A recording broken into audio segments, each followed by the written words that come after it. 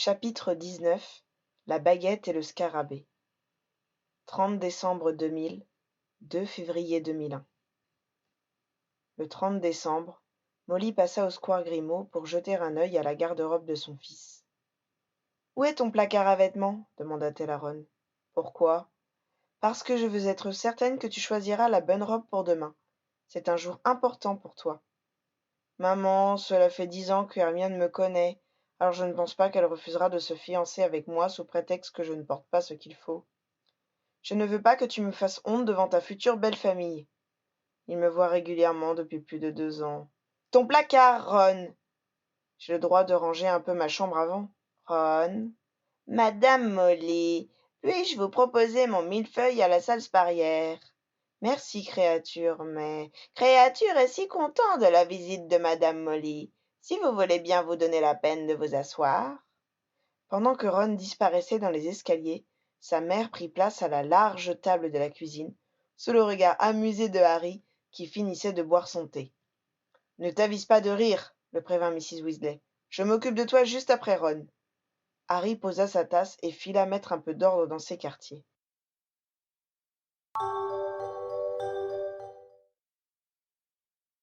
Tout le monde avait soigneusement évité de se rendre au terrier, les jours précédant les fiançailles, de peur de se faire embaucher.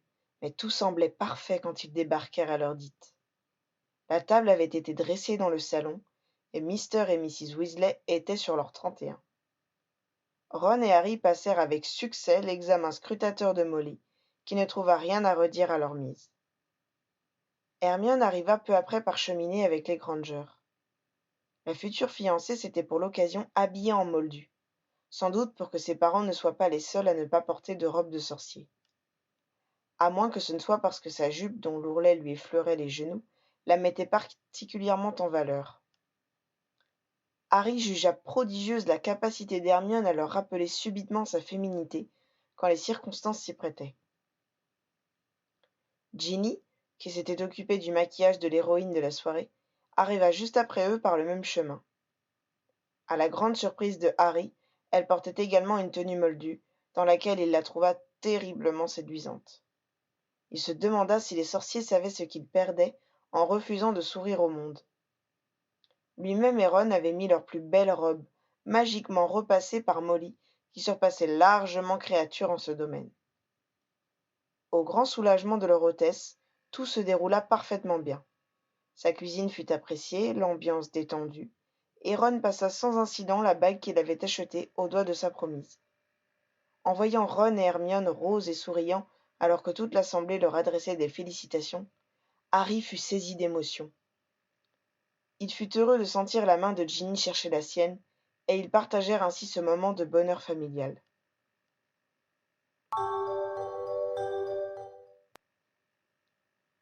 Pour les aurores, l'année commença sur les chapeaux de roue, comme si les fêtes avaient fait sauter les inhibitions. Suite à un renseignement délivré par un de leurs informateurs, Harry et son partenaire firent une visite de routine chez un particulier qui servait peut-être de receleur pour des objets magiques dérobés. Sa maison semblait vide et ils décidèrent de jeter un œil dans la remise qui se dressait aux abords de l'habitation. La porte de la dépendance céda à la pression quand ils la poussèrent doucement. Prudemment, baguette levée, ils s'apprêtèrent à pénétrer dans le bâtiment. Soudain, les sorts fusèrent autour d'eux. Sans qu'il n'ait rien vu venir, Harry fut frappé d'un expelliarmus. D'une bourrade, Pritchard le jeta à terre, tandis que d'autres sortilèges sifflaient au-dessus de lui. À quatre pattes, sans pouvoir se défendre, il se sentit extrêmement vulnérable, ce qui le ramena brutalement à la période où sa baguette était cassée. Soudain, il se souvint d'une mise en garde d'Hermione 2 ans auparavant. Te désarmer permet de se rendre maître de la baguette de l'aîné. À cette idée, Harry fut brusquement envahi par une rage noire. Il était hors de question qu'un minable trafiquant prenne le contrôle de la baguette la plus puissante du monde. Il se releva d'un bond et, sans se soucier des sorts échangés, fonça dans la remise. Il repéra sa baguette par terre, à quelques mètres de la porte, devant un amoncellement d'objets hétéroclites qui servaient de barricade de fortune. Pressentant que celui qu'il avait désarmé se trouvait juste derrière, il plongea sur son bien avant de bondir au-dessus de la muraille improvisée. L'homme sur lequel il atterrit fut tellement surpris par cette téméraire attaque qu'il n'opposa aucune résistance quand Harry l'immobilisa d'une main et lui arracha sa baguette de l'autre. Un sortilège siffla aux oreilles de l'impétueuse Aurore. Harry lança à son tour un Expelliarmus qui projeta violemment l'autre assaillant en arrière. Un troisième lascar fut mis hors de combat par Pritchard, qui était lui aussi monté à l'assaut. Pendant que son partenaire terminait l'arrestation, fouille, menottes magiques, Harry s'efforça de retrouver son calme. Il sentait la lourde réprobation de son coéquipier qui œuvrait les dents serrées, sans commentaire superflu. 4 heures plus tard, les preuves étiquetées, les inculpés interrogés et placés en cellule, Pritchard rejoignit Harry qui complétait son rapport préliminaire en tentant de se faire tout petit. L'aurore senior s'appuya contre sa table, tout en vérifiant que personne n'était assez près pour l'entendre. Vu l'heure avancée, il n'y avait pas trop de monde. « Potter, commença-t-il, je sais que dans tes jeunes années tu as eu des combats difficiles à mener, des batailles dont l'enjeu justifiait de prendre des risques. Mais il faut que tu comprennes que nos opérations valent rarement la peine qu'on mette sa vie en danger. » Les yeux fixés sur son parchemin, Harry hocha la tête pour montrer qu'il avait saisi. « Bon sang !» explosa Pritchard. « Qu'est-ce qui t'est passé dans le crâne? Tu as vu à combien de maléfices tu as échappé, combien j'en ai détourné en me mettant moi-même en position vulnérable? J'ai été à 2 doigts d'en prendre un en pleine tête. Tu sais combien ça fait mal ?» Machinalement, Harry frotta la cicatrice qu'il avait sur le front. Même si elle était indolore depuis la bataille de Poudlard, son corps n'avait pas réussi à oublier sa présence, et il avait tendance à y porter la main lorsque quelque chose n'allait pas. Il abaissa précipitamment son bras quand il réalisa son geste, craignant que son partenaire ne croie qu'il cherchait à se prévaloir de qui il était. Mais trop tard. Son interlocuteur se crispa de rage. « On est une équipe, lui rappela-t-il durement. Quand l'un de nous est en danger ou désarmé, l'autre agit en conséquence. Cela fait des mois que je te le serine. Tu pensais que c'était juste du vent? Tu croyais que j'allais rester planqué en attendant qu'il te dégomme? » « Désolé, murmura Harry. Je ne voulais pas te mettre en difficulté. Je n'ai pas eu le temps de réfléchir. » « Eh bien, arrange-toi pour que tu n'aies pas à réfléchir pour te souvenir ce qu'implique d'avoir un partenaire, répliqua Pritchard. Que ça te reste là. Il le frappa durement d'un doigt en plein sur sa cicatrice. Une bonne fois pour toutes. À ce geste, ce sacrilège, Harry comprit à quel point son coéquipier était en colère. Il avait d'ailleurs élevé la voix pour prononcer sa dernière phrase, et tous les aurores présents regardaient désormais dans leur direction. Pritchard fit un effort sur lui-même, et c'est un ton en dessous qu'il conclut. « Je vais être franc avec toi. Je vais faire un rapport à Fawcett et lui demander de te coller un blâme. » Les joues brûlantes, Harry acquiesça. Après un dernier regard furieux, son coéquipier lui tourna le dos et retourna à sa table de travail.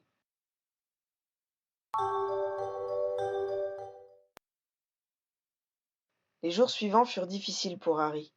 Pritchard lui parlait froidement et vérifiait systématiquement son travail, comme pour illustrer ce que signifiait le manque de confiance. Il sembla à Harry que leurs différends étaient abondamment commentés par leurs collègues, et son passage dans le bureau du commandant, qui lui infligea effectivement un blâme, n'arrangea rien.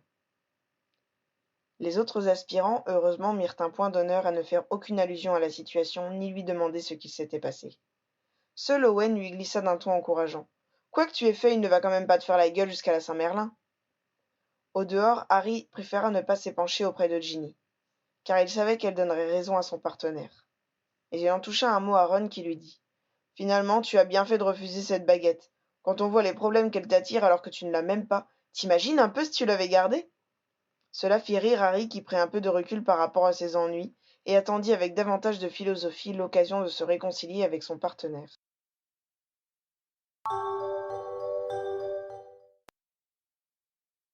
Durant tout le mois de janvier, Primrose Dagworth, Albert Hurst, Janice Davenport, la fameuse bande au vert qui faisait partie des conseils d'évaluation, et Michael Corner avaient enquêté sur une affaire délicate qui leur avait demandé de nombreuses heures de surveillance et des tractations difficiles en vue d'obtenir des renseignements. Harry n'en savait pas davantage, car ils gardaient tous un silence farouche sur leurs investigations, ce qui indiquait généralement que des sorciers en vue étaient impliqués. Un matin de la première semaine de février, la voix de Janice Davenport troubla le brouhaha tranquille du QG. « Prime, regarde-moi ça !» S'ensuivit une bordée de jurons auxquels s'associa Primrose Dagworth quand elle eut déchiffré le texte de la Gazette du sorcier que sa collègue lui avait soumis. « Un problème ?» s'enquit Pritchard. « Presque rien, répondit l'autre les dents serrées. Juste tous les résultats classés top secret de notre enquête exposés en page 5 du journal. Saleté de skitter! Comment elle a pu savoir tout ça? S'exclamait Michael qui s'était à son tour emparé de l'article litigieux.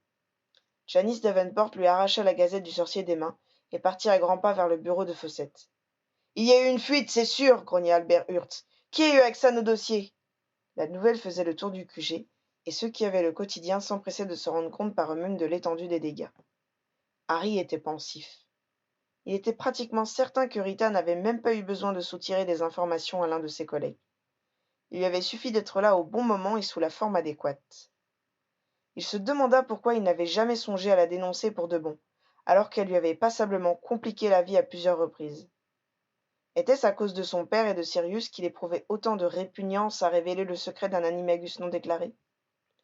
Davenport ressortit du bureau de Fawcett et s'approcha de son équipe en disant suffisamment fort pour être entendu de tous. « Il y aura une enquête officielle, et celui qui a eu la langue trop longue aura des comptes à rendre. Le commandant est furax. » Harry vit avec malaise les regards suspicieux que se lançaient ses collègues, persuadés que l'un d'eux avait divulgué des informations sensibles. Il se pencha vers son partenaire et lui chuchota. « Je dois parler à Fawcett. » L'autre fit signe qu'il avait entendu, son expression reflétant la curiosité. Au centre de l'attention de toute la brigade, Harry alla frapper au bureau de son chef. Invité à entrer, il s'avança et referma soigneusement la porte derrière lui. « J'ai une idée sur la façon dont Rita Skeeter s'est procuré ces informations, annonça-t-il tout de go. Assieds-toi. Harry s'exécuta et alla droit au but. C'est une animagus non déclarée. Elle se transforme en scarabée pour espionner les gens. Visiblement, Fawcett ne s'attendait pas à ce genre de révélation. Un scarabée, répéta-t-il. Un scarabée, confirma Harry. Fawcett comprit immédiatement ce que cela impliquait. Il sortit sa baguette. Hominum revelio, lança-t-il. Harry ressentit l'étrange sensation alors que son chef se mettait à luire. Mais il n'y avait pas d'autre humain dans la pièce. Et tu l'as déjà vu sous sa forme animale, s'enquit Fawcett avec une certaine excitation. Oui, assura-t-il. On reconnaît même le dessin de ses lunettes sur ses antennes. Eh bien, ce sera plus simple que prévu, déclara Fawcett avec satisfaction. Elle va être envoyée à Azkaban, demanda Harry qui ne parvenait pas à s'en réjouir. Peut-être, lui fut-il répondu avec un haussement d'épaules. Ça t'ennuie? C'est sévère quand même, se justifia Harry. Je veux dire, par rapport aux assassins ou mages noirs que l'on arrête, ce n'est pas nous qui faisons les lois, trancha Fawcett, ni qui décidons de la peine. Harry ne put retenir un froncement de sourcils. Il avait assez souvent entendu cette phrase depuis son entrée chez les Aurores, et il la trouvait parfaitement hypocrite.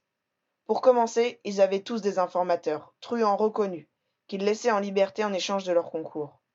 Ils s'arrogeaient donc le droit de soustraire des délinquants à la justice quand ça les arrangeait. Ensuite, ce genre de raisonnement avait mené certains d'entre eux à se comporter de façon contraire à la morale durant l'année des ténèbres. Ils savaient qu'ils ne pouvaient faire ce reproche à Fawcett, mais il lui déplaisait de l'entendre nier avec autant de désinvolture son implication dans le sort de ceux qu'il déférait devant le Maguen Mago. Enfin, il n'était pas dans le caractère de Harry de détourner les yeux et de ne pas assumer ses actes jusqu'au bout. Si Rita se retrouvait en prison, ce serait à lui qu'elle le devrait, et il refusait de faire semblant de ne pas en être responsable. Un problème, Potter? Je voulais seulement qu'elle arrête d'écrire n'importe quoi. Je ne suis pas certain qu'elle sache faire autre chose, lui opposa son chef.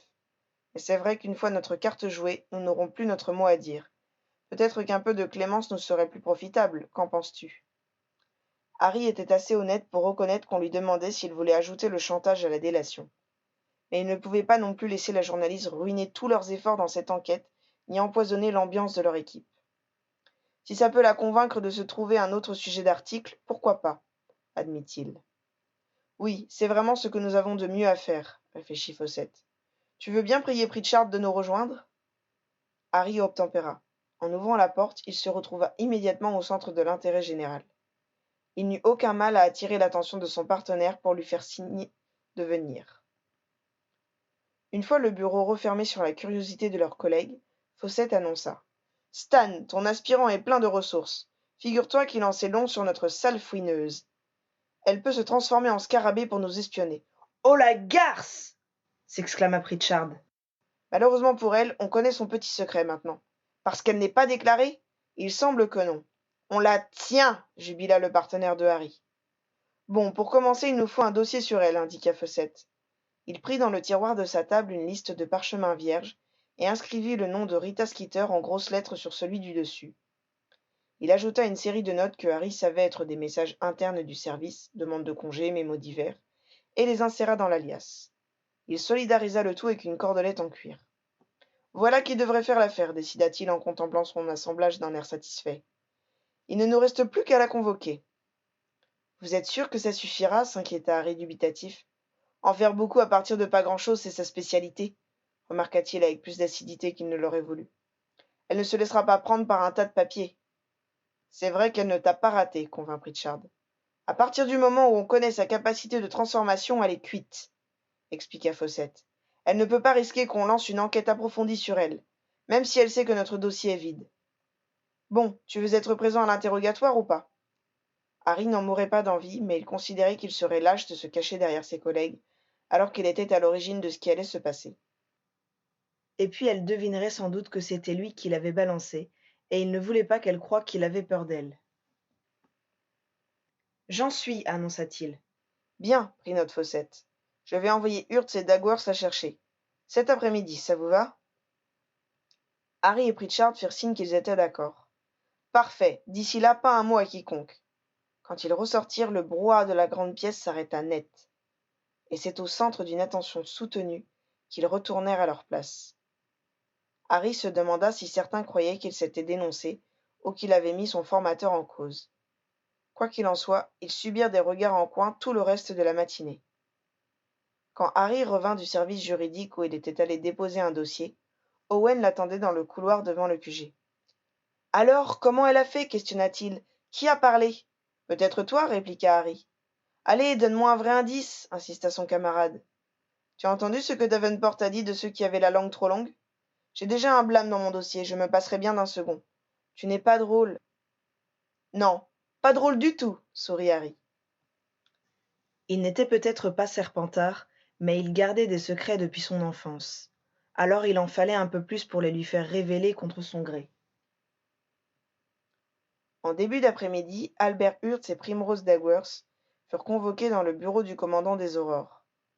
Ils partirent immédiatement en mission. Une demi-heure plus tard, Hurts revint tout seul et alla le signaler à Fawcett. Le commandant se dirigea vers la sortie en faisant signe à Harry et Pritchard de le suivre. Ils se rendirent dans la salle d'interrogatoire où Rita Skeeter avait été amenée. L'interpellée protestait vigoureusement contre le traitement qu'on lui faisait subir. « Vous n'avez pas le droit !» hurlait-elle à Dagworth. « Vous le regretterez, je ferai sur vous un article et vous n'oserez plus sortir de chez vous !» Harry sentit ses scrupules s'envoler un peu, alors que lui revenait le souvenir de Hagrid cloîtré dans sa cabane après les révélations que la journaliste avait faites sur lui. Sur un signe de Fawcett, Davenport s'éclipsa. « J'exige des explications !» siffla Rita en s'adressant au commandant des Aurores. Puis elle vit Harry et ses yeux se plissèrent. « Oh, maintenant qu'on a des copains, on trouve le courage de m'attaquer ?» « Je suppose qu'il en faut beaucoup pour s'en prendre aux gamins de 14 ans ou aux morts, » le renvoya sèchement Harry. Avant qu'elle n'ait répliqué, Fawcett lâcha son dossier sur la table, produisant un bruit sourd. Rita le contempla et commenta avec sarcasme. « Tout ça sur moi? Je suis flattée. »« Nous aimons la procédure, » lui répondit doucereusement Fawcett. « Mais l'essentiel tient en 3 mots. » Il laissa le silence planer, et ils savaient tous de quoi il était question. Rita, qui était restée debout, tira une chaise à elle et s'y assit. L'air parfaitement à son aise, elle demanda sur un ton provoquant. « Très bien, quel est votre prix ?» Les 3 hommes prirent place eux aussi autour de la table. Harry jugea que le demi-sourire qui éclairait le visage de son partenaire exprimait une certaine admiration. « Pour commencer, nous ne voulons plus que paraissent des articles sur nos enquêtes en cours sans notre autorisation. Mon devoir est d'informer les lecteurs. C'est exactement notre avis. Et ce que nous avons lu ce matin n'était pas de l'information. C'étaient des spéculations hasardeuses propres à faire échouer l'arrestation de criminels dangereux. « Vous voyez le mal partout, » soupira la journaliste. « Sans doute une déformation professionnelle, » lui concéda Fawcett. « Ensuite, nous vous donnerons de temps en temps un article à faire paraître. Oh, vous tentez de contrôler la presse? Vous ignorez que le ministre Shacklebolt désapprouve ce genre de pratique? Je pense qu'il appréciera d'apprendre qu'on peut vous écraser d'un coup de talon. » Rita réfléchit un moment et décida qu'elle ne gagnerait pas de cette façon. « Si vous vous croyez être assez malin pour induire quelqu'un en erreur, » concéda-t-elle, laissant sous-entendre que ce n'était pas son opinion. Enfin, vous vous abstenez d'écrire sur notre ami ici présent, termina le commandant des Aurores en désignant l'aspirant de la tête. Que ne dois-je pas révéler?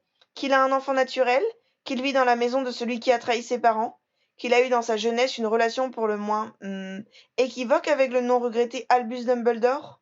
Sous la surprise, Harry ouvrit de grands yeux. Il allait se récrier avec indignation quand il sentit sous la table le pied de son partenaire presser doucement le sien. Il se renversa sur son siège en inspirant profondément pour se calmer, sachant que sous le coup de la colère, il ne dirait que des bêtises. Vous êtes une femme assez intelligente pour déterminer quelles sont les limites à ne pas dépasser, répliqua tranquillement Fossette, comme si sa tirade n'avait rien d'extraordinaire. Mais ce n'était pas lui que la journaliste regardait. Elle surveillait Harry et sembla déçue par son impassibilité. Rien à déclarer, monsieur Potter? Je vous ai connu plus prompt à réagir. Je vous ai connu plus doué pour blesser les gens, se força à lui répondre Harry d'un ton neutre, se félicitant d'avoir des manches assez longues pour dissimuler ses poings crispés. Il arriva à peine à se réjouir du regard déçu de Grita. Je pense que nous avons fait le tour, Miss Skeeter, intervint Fossette. Je suis certain que vous avez plein de personnes innocentes à espionner. Au fait, inutile de préciser que notre QG sera désinsectisé. Il en faudra davantage pour l'assainir, cracha la journaliste avec hargne. Si vous saviez tout ce que j'ai découvert en enquêtant sur vos équipes.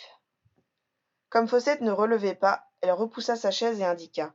Je me passerai de votre escorte vers la sortie. Je préfère être seule que mal accompagnée. Loin de nous l'idée de vous contredire sur ce point, dit Fossette en se mettant debout et en lui ouvrant la porte. Pritchard aussi se leva poliment, mais Harry resta assis et continua à fixer le mur devant lui, quand elle passa dans son dos pour quitter la pièce. Il avait parfaitement compris ce que Rita avait voulu dire sur lui et Dumbledore. L'homosexualité était un concept qu'il avait découvert assez récemment.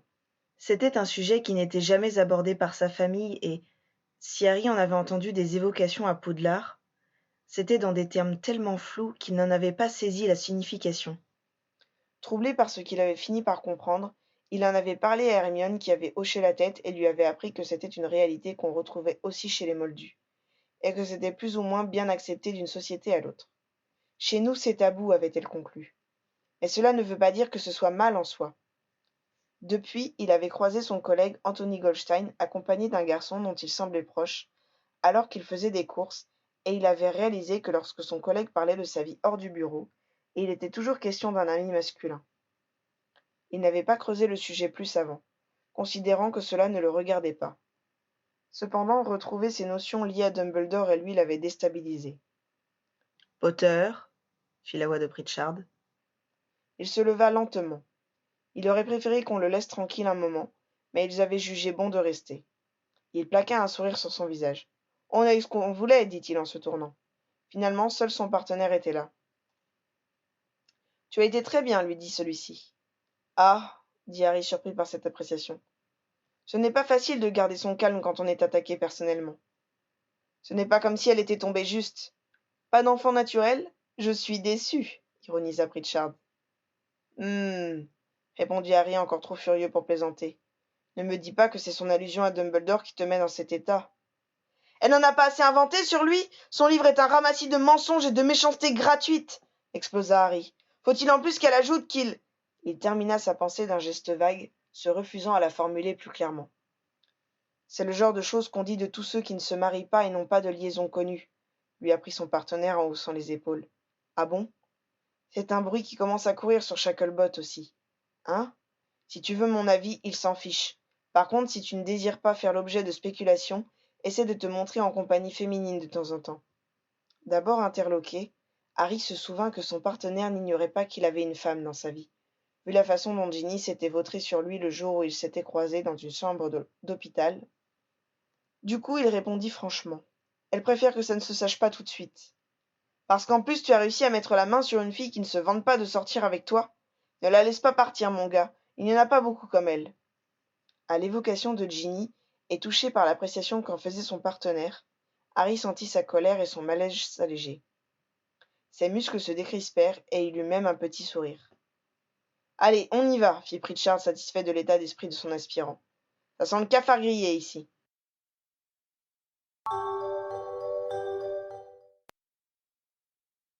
Quand il revint au QG, Ils furent informés de la version officielle.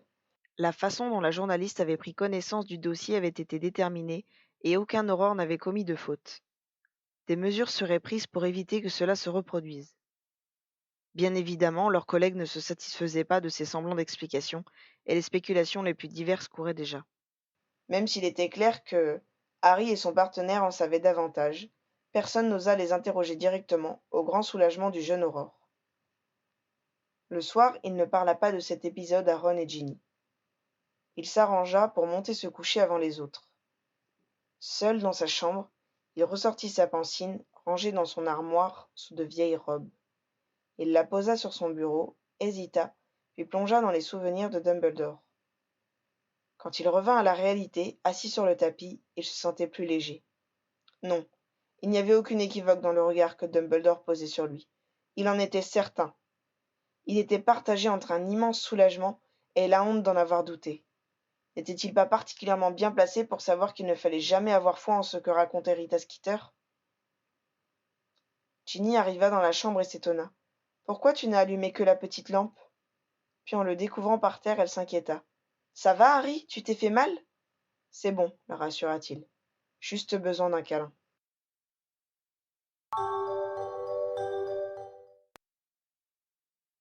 Harry se réveilla le lendemain avant son ami. Son premier mouvement fut de soigneusement ranger la pansine qu'il avait laissée sur le bureau. Ginny ne l'avait pas remarqué la veille. Elle ne l'avait pas questionné, se contentant de le serrer contre elle. Il s'était couché et, pelotonné dans sa chaleur, il avait fini par s'endormir. Il l'embrassa sans la réveiller et partit travailler. Quand Harry parvint au QG le lendemain matin, il ressentit une drôle de sensation en passant la porte. Cela lui rappela quelque chose, mais il n'arriva pas à définir ce que c'était. Pritchard, qui discutait avec Fawcett dans la pièce presque vide, lui fit signe de les rejoindre. « Tu as senti ?» demanda-t-il à Harry. « Oui, qu'est-ce que c'est ?»« Un révélateur. Toute personne déguisée par magie apparaît sous sa véritable forme. »« Ah oui !» se souvint enfin Harry. « Comme la cascade des voleurs à Gringotts, mais en moins fort. »« Les gobelins l'utilisent aussi ?» s'intéressa Fawcett. « Dans les galeries menant au plus vieux coffre, » précisa Harry. « Dis donc, il faudra que tu nous racontes un jour comment tu as fait pour entrer dans Gringotts par effraction et en ressortir en un seul morceau, à dos de dragon en plus. » « C'est précisément grâce au dragon qu'on est ressorti en un seul morceau, » accepta de révéler Harry. « C'était prévu dans le plan ?» s'étonna Fawcett. « Quand on s'est retrouvé coincé entre les gobelins en colère et un dragon, j'ai pensé qu'on pouvait utiliser le second pour neutraliser les premiers. »« Potter, tu réalises que la plupart des sorciers considéraient plus facile de combattre une armée de gobelins que de chevaucher un dragon ? » Je n'ai pas vraiment eu le temps de réfléchir, admit Harry. Le regard que ses deux aînés échangèrent était nettement amusé. « Bonne chance, Stan, » conclut ironiquement Fawcett.